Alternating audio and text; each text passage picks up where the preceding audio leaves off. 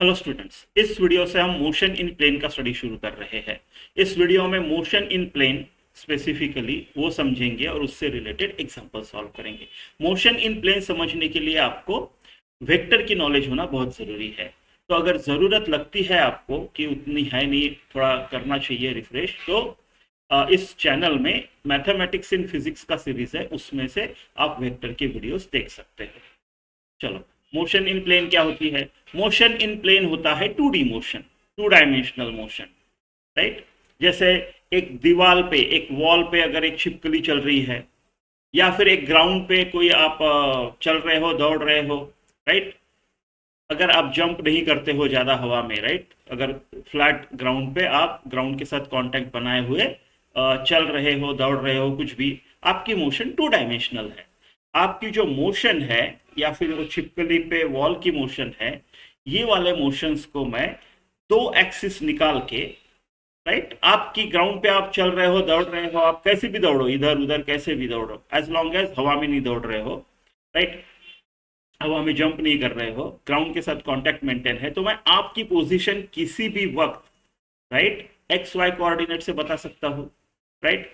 आपका position vector, vector से आपकी पोजीशन बता सकता हूँ कि भाई हाँ, इसका पोजीशन वेक्टर ओपी है, इसका कोऑर्डिनेट्स पी है, एक्स वाई ये जगह पे ये है, राइट, कोई प्रॉब्लम नहीं। ऐसे मोशंस को हम बोलते हैं 2D motion, motion in plane. ठीक है। तो अभी मोशन इन प्लेन का जो हम स्टडी करेंगे ज़्यादातर, उसका एक टेक्निक है। उसका टेक्निक ये है कि मोशन इन प्लेन जो है, उसको दो स्ट्रेट लाइन मोशन में तोड़ा जा सकता है। ठीक है। और सेपरेटली फिर उनके ऊपर इक्वेशंस लगा सकते हो। अगर एक्सेलरेटेड मोशन है तो एक्सेलरेशन वाले वो 3 इक्वेशन ऑफ मोशन लगा सकते हो। अगर कांस्टेंट है तो कांस्टेंट के हिसाब से इक्वेशन लगा सकते हो। वेरिएबल है तो कैलकुलस, कुछ भी, उनको अलग से, उनके दो अलग तोड़ के उनके साथ जैसा चाहिए वैसा, राइट, इक्वेशंस लगा सकते हो। फिर वापस भी उनको जोड़ सकते हो। कैसे? राइट, वापस जोड़ना है ना, उनके बीच में कुछ कॉमन चीज रहेगा, तो टिपिकली वो कॉमन चीज रहेगा टाइम। ठीक है। चलो इस चीज को समझते हैं। देखो, पहली बात तो यहाँ पे हम सब वेक्टर क्वांटिटीज की बात करेंगे। जैसे अभी पोजीशन बोल दिया मैंने यहाँ पे, राइट। तो इस ओपी को मैं ऐसे नहीं बोल सकता कि इस पॉइंट पी की पोजीशन, राइट, को ऐसा भी बोल सकता हो कि एक्स डायरेक्शन में इसकी पोजीशन ऐसी है, इतनी है, राइट। एक्स डायरेक्शन में ये डिस्टेंस एक्स है, मैं बोल सकता हूं कि एक पोजीशन ऐसी है। मान लो ओ एच, और H for horizontal, right. Vertical direction में मैं बोल सकता हूं कि पोजीशन ऐसी है, ये डिस्टेंस आपका वाई है, राइट, ये डिस्टेंस आपका वाई है, राइट। चलो, ओ वी, क्या मैं बोल सकता हूं कि ओपी वेक्टर जो है वो ओ एच वेक्टर और ओ वी वेक्टर का एडिशन है? बिल्कुल है। क्या किया मैंने, आप डायग्राम को अच्छे से देखो। ये ओवी वेक्टर, ये ओ एच वेक्टर, मैंने पैरेललोग्राम कंप्लीट किया है, triangle law, parallelogram law, vector addition का, और मेरे को ओपी मिल गया, है ना, ओपी मिल गया। तो ये वैलिड है, ये करेक्ट है। किसी भी वेक्टर को आप ऐसे तोड़ सकते हो, राइट। आप बोलोगे ठीक है, तो पोजीशन हो गई। ठीक है, मान लो ये पी से लेके क्यू तक चला गया, अब इसकी नई पोजीशन क्यू है, क्यू है, इसका कोऑर्डिनेट मान लो, चलो इसको, ये x1 y1 हो गया, मैं इसको x1 y1 बोलता हूँ, इसको x2 y2 बोलता हूँ, इसके नए कोऑर्डिनेट्स। ये थोड़ी देर p से q तक आया, ठीक है, ऐसे आया, मैं ये जोड़ लेता हूँ, राइट, राइट। अब मेरा पी क्यू वेक्टर क्या है? डिस्प्लेसमेंट है, राइट। पी क्यू क्या होगा, राइट, तो OP vector plus P Q vector, triangle law अगर लगाया मैंने तो क्या आएगा? OP vector plus O Q vector is equal to OP vector plus P Q vector. OP vector, देखो direction same, OP vector plus P Q vector is equal to O Q vector, ऐसा बोल सकता हूं मैं। तो P Q जो है वो क्या है मेरा? Change in position, displacement, O Q minus OP, right, ऐसा ऐसा। क्या ओपी माइनस ओ क्यू को भी तोड़ा जा सकता है? ये जो वेक्टर है पी क्यू, ठीक है, इसको भी तोड़ा जा सकता है। हॉरिजेंटल में इसका कितना आएगा? ये हॉरिजेंटल डायरेक्शन में ये इतना आएगा, ये इतना आएगा, फिर से वही ट्रायंगल लॉ, पैरेललोग्राम लगा लो। वर्टिकल में कितना आएगा? इतना आएगा, राइट, वर्टिकल डायरेक्शन में इतना आएगा। तो ये एक वेक्टर हो गया आपका। So this vector is nothing but this vector plus this vector, इसको भी तोड़ा जा सकता है, राइट। तो क्या मैं पी क्यू वेक्टर को ऐसा नहीं लिख सकता, पी क्यू, राइट। ये कितना होगा, ये कितना होगा, इसका कोऑर्डिनेट्स क्या है, x1 y1, इसका कोऑर्डिनेट्स क्या है, x2 y2। तो अलोंग x, ये x2 हो गया, ये x1 हो गया, इधर कहीं तो ओरिजिन है। तो क्या ये मेरा x2 माइनस x1 नहीं है, राइट। और इसको हम आई कैप लिखते हैं अलोंग ये। देखो ना, ये यहाँ पे देखो, ये जो डिस्टेंस है, ये जो डिस्टेंस है, this same as this distance, right, this distance. तो ये x1 है, ये x2 है, तो हो गया ना x2 माइनस x1 आई कैप। सिमिलरली जो दूसरा आएगा वो y2 माइनस y1 आएगा जे कैप। अब निगेटिव की तरफ आएगा तो हम इसको माइनस दे देंगे, राइट। ऐसा हो गया, यानी पी क्यू वेक्टर को भी तोड़ा मैंने, राइट। मैंने पोजीशन को दो में तोड़ दिया, बढ़िया है। मैंने डिस्प्लेसमेंट को भी अलोंग दो स्ट्रेट लाइन तोड़ दिया, ये एक अलोंग आई कैप हो गया, ये अलोंग जे कैप हो गया, अलोंग वर्टिकल अलोंग हॉरिजॉन्टल।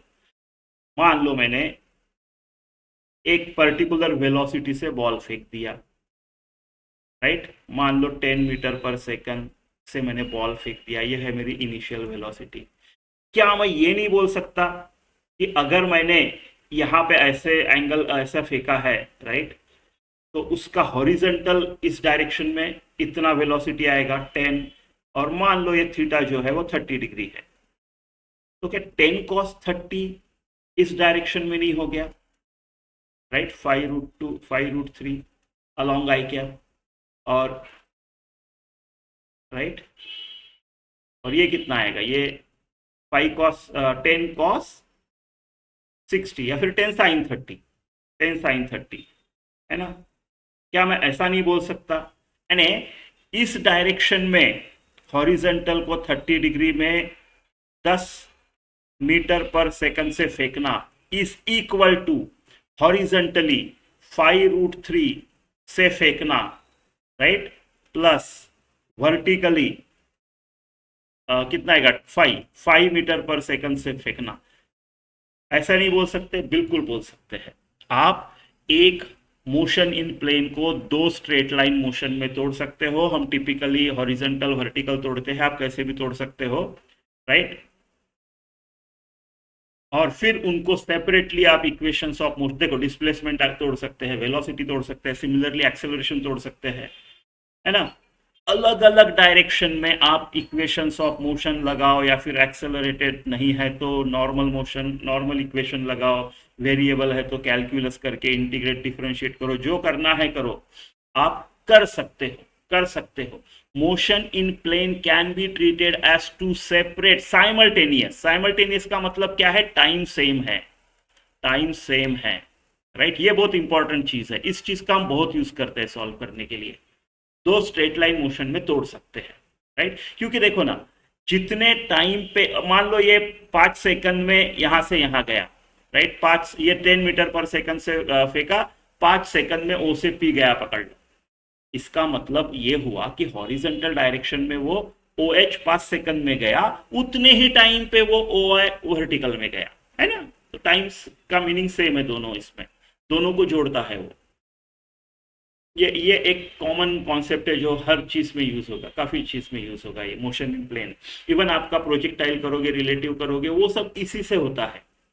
फंडा यही है कि मैं मोशन इन प्लेन को दो मोशन इन स्ट्रेट लाइन में तोड़ता हूँ, दोनों को अलग अलग से इक्वेशंस ऑफ मोशन या जो भी इक्वेशंस लगाने हैं लगाता हूँ, और उनमें मेरा टाइम सेम होता है, उस चीज का यूज करता हूँ। ऐसा ऐसा एक कॉमन थीम है, एक कॉमन तरीका है, ठीक है। चलो एग्जांपल्स करेंगे, उससे समझ में आ जाएगा, ठीक है। ये देखो, अगर कांस्टेंट एक्सेलरेशन है तो आप हॉरिजॉन्टल डायरेक्शन में ऐसा इक्वेशन लगा सकते हो, और ये एक्सेलरेशन कांस्टेंट है, इसके लिए इक्वेशन ऑफ मोशन है v is equal to u plus a t को x डायरेक्शन का v, x डायरेक्शन का u, x डायरेक्शन का a, t तो खैर उसका सेम है, कॉमन है, लगा सकते हो आप, है ना। s is equal to u t plus half a t square, x पूरा x के लो, फिर पूरा y के लो, y का मिलेगा, है ना। कांस्टेंट वेलोसिटी है तो आप ऐसे लगाओगे, उसमें एक्सेलरेशन वाले जीरो हो जाएंगे। अगर वेरिएबल है तो कैलकुलस कर लो, है ना, डिफरेंशिएट करो, इंटीग्रेट करो, जैसे रिक्वायरमेंट है वैसे। तो आप सेपरेटली लगा सकते हो इसको। एग्जांपल्स करते हैं, अच्छी क्लैरिटी आ जाएगी। देखो पहला example, the position of particle is given by r is equal to 3t I cap 2t square j cap 5 k cap where t is in second and coefficients of proper units for r to be in metre. ठीक है, हमको क्या करना है, velocity ढूंढनी है, right, velocity और acceleration of particle ढूंढना है। ठीक है, तो मेरा r क्या है, r है 3t I cap plus 2t square j cap plus 5k, ये है मेरा r।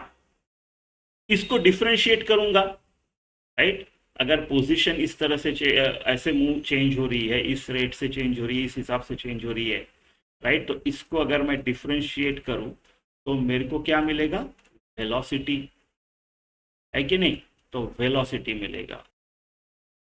तो 3t का डिफरेंशिएशन क्या आएगा, 3i कैप, इसका क्या होगा 4tj कैप, इसका 0 आ जाएगा, है ना। तो ये हो गई मेरी वेलोसिटी, ये हो गया आपका पहले का आंसर। एक्सेलरेशन क्या होगा, फिर वेलोसिटी को डिफरेंशिएट करेंगे तो क्या आएगा, 3 आएगा, 3i कैप का 0 आएगा ना, 3 का 0 आएगा और इसका 4 आएगा अलोंग j कैप, राइट। तो मेरा एक्सेलरेशन जो है वो 4j कैप है और वेलोसिटी ऐसी है।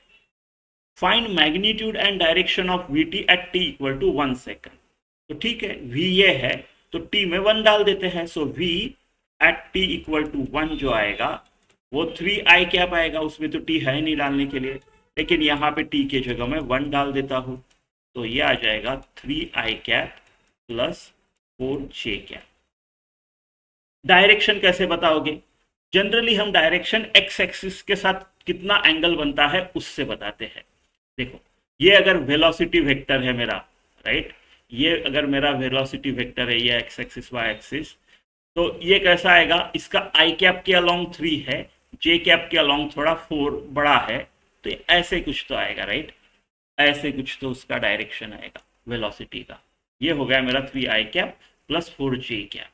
ये एंगल कैसे दूंगा मैं, राइट, देखो ये 4 तो ये भी 4, right, parallel, same length parallel, तो ये 4 है मेरा, ये 3 है, यानी मेरा tan थीटा क्या आएगा 4/3। तो थीटा क्या आएगा, एक्स एक्सिस का एंगल tan इनवर्स 4/3, हो गया आपका डायरेक्शन ऐसे। ये वाला एग्जांपल देखते हैं। A particle starts from origin at t equal to 0 with velocity 5i cap metre पर सेकंड, ठीक है, moves in xy plane under action of force which produces constant acceleration of 3i cap plus 2j cap। हमको पूछा है what is y coordinate of particle at the instant when x coordinate is 84। मैं बोला था time same होता है दोनों में, राइट, तो जब x डायरेक्शन में मैं 84 चला गया, राइट, ओरिजिन से शुरू किया t इक्वल टू 0 में, यानी initial position x equal to 0 थी, तो जब मेरी डिस्प्लेसमेंट 84 हो गई, राइट, चेंज इन पोजीशन 84 हो गया अलोंग एक्स एक्सिस, मेरा एक्स कोऑर्डिनेट जब 84 हो गया, 0 से 84 हो गया, वो टाइम पे वाई डायरेक्शन में कितना गया, राइट। तो मैं पहले अलोंग एक्स डायरेक्शन लगा देता हूँ, अलोंग एक्स एक्सिस लगा देता हूँ, इससे क्या मिलेगा, मेरे को टाइम मिलेगा, फिर उसको वाई में यूज करूंगा और ये करूंगा। अलोंग एक्स एक्सिस क्या है मेरा, यू क्या है अलोंग एक्स एक्सिस, ये है 5, राइट, 5 मीटर पर सेकंड। देखो इसको 5i cap plus 0j cap लिख सकते हैं, तो 5i कैप, आई कैप के अलोंग 5 है, राइट। मेरा u वेक्टर कैसा है, मेरा u वेक्टर जो है वो 5i कैप है प्लस 0j कैप है, यानी अलोंग i कैप 5 है ना, 5 है। मेरा एक्सेलरेशन कैसे है अलोंग i कैप, देखो एक्सेलरेशन जो मेरा है वो है 3i cap plus 2j cap, है ना। तो अलोंग x जो है वो 3 है, तो 3 वाला लूंगा मैं, है कि नहीं, और इससे मुझे x कोऑर्डिनेट पता है उसका, सो डिस्टेंस जो गया वो अलोंग x एक्सिस 84 गया। क्या मुझे इससे टाइम नहीं मिलेगा, बिल्कुल मिलेगा। क्या मिलेगा time, u is equal to u t plus s is equal to u t plus half a t square लगाना है, s along x direction is u t plus half a along x t square, ये वाला equation लगाएंगे तो ये 84 है, right, ये 5 है, टी ढूंढना है, हाफ ए 3 है, टी स्क्वायर ढूंढना है, ऐसे कुछ तो आएगा, है कि नहीं। तो इसको मैं सॉल्व करता हूं तो मेरे को मिलता है, ठीक है, मेरे को मिलता है 84 is equal to 5t plus 3/2 t square से कुछ तो आया, है ना। तो ठीक है, 2 से मल्टीप्लाई कर देता हूँ मैं, तो 168 is equal to 10t plus 3t square, right. तो 3t square plus 10t minus 168 equal to 0।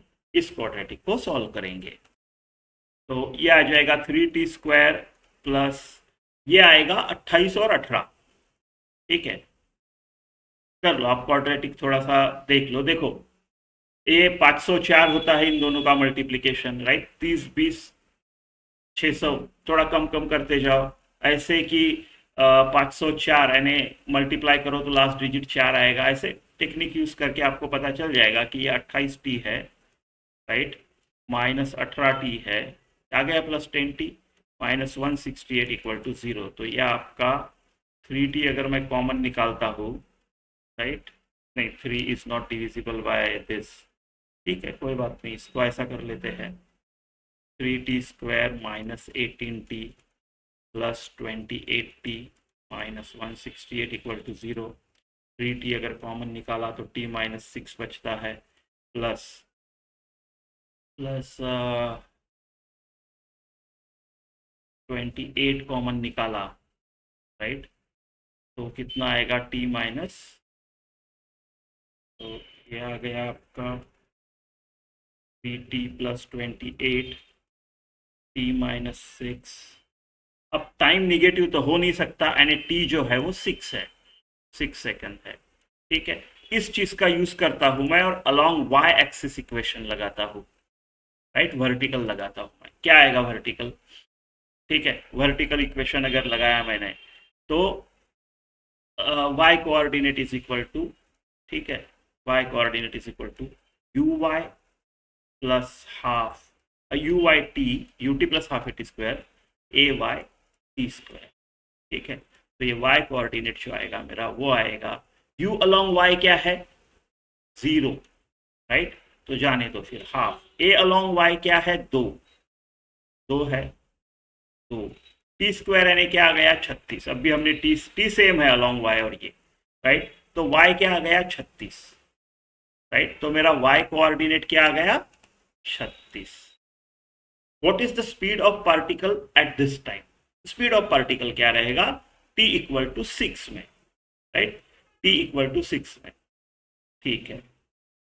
तो v is equal to u plus a t लगाएंगे हम, तो along x axis, right, along x axis v is equal to, right, v along x axis is equal to u along x axis क्या है u plus a t, u along x axis 5 है, 5 है, plus this is 3a into 6, 18 और 5 23, along x axis 23 है, v is equal to u plus a t लगा दिया मैंने। Along Y axis क्या आएगा मेरा, राइट, u 0 प्लस a 2 ये वाला, राइट, एंड t 6 ये 12 आएगा, राइट। तो मेरी जो वेलोसिटी होगी एट t इक्वल टू 6 उसको मैं बोल सकता हूँ 23 i cap plus 12 j cap, ऐसा मीटर पर सेकंड, ये आपका दूसरे का आंसर, ठीक है, इस तरह से। चलो ये देखते हैं, at time t equal to 0 a particle starts travelling from 7 along z cap in a plane containing z in a plane keeping z coordinate constant, right। मान लो z वर्टिकल है, राइट, तो अब वो 7z कैप में ही constant है, यानी उसका अभी जो भी होगा वो xy प्लेन में होगा। At any instant of time its position along x cap y cap directions are defined as 3t and 5t cube respectively at t equal to 1 second acceleration कितना रहेगा, ठीक है। तो इसका its position along x and y axis क्या मैं ऐसा लिख सकता हूँ, position along x axis is 3t, तो अलोंग एक्स एक्सिस को आई कैप ले लेता हूँ और अलोंग इसको जे कैप ले लेता हूँ। तो ऐसी पोजीशन है उसकी। मेरे को एक्सेलरेशन ऑफ पार्टिकल चाहिए एट t इक्वल टू 1, तो इसको डिफ्रेंशिएट करेंगे विथ रिस्पेक्ट टू टाइम, तो मेरे को क्या मिलेगा, वेलोसिटी क्या आएगा, वो 3 आई कैप आएगा प्लस 15 टी स्क्वायर जे कैप आएगा। एक्सेलरेशन के लिए मुझे फिर एक बार इसको डिफ्रेंशिएट करना पड़ेगा, तो मुझे एक्सेलरेशन मिलेगा, कितना आएगा, 3 आई कैप का 0 हो जाएगा कांस्टेंट, 15 2 30 टी आ जाएगा अलॉन्ग जे कैप, ऐसा आएगा। एट टी इक्वल टू 1 जो मेरा एक्सेलरेशन आएगा, टी में 1 अगर रख दिया तो 30 जे कैप आ जाएगा, तो 30 अलॉन्ग वाई एक्सिस हो जाएगा वो, है ना, ऐसा। तो ठीक है, इस वीडियो में यहीं पे रुकते हैं। Thank you for watching. कुछ कमेंट है तो कमेंट में लिखिए, अच्छा लगा तो शेयर कीजिए, सब्सक्राइब कीजिए। Thank you.